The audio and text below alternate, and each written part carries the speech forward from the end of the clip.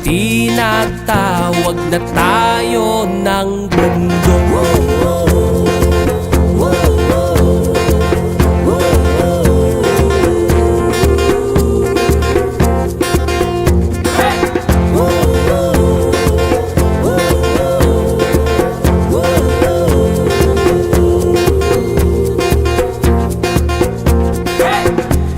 Tumakas na tayo malayo sa maraming tao, humiwalay at magtago sa maingay at malabong mundo.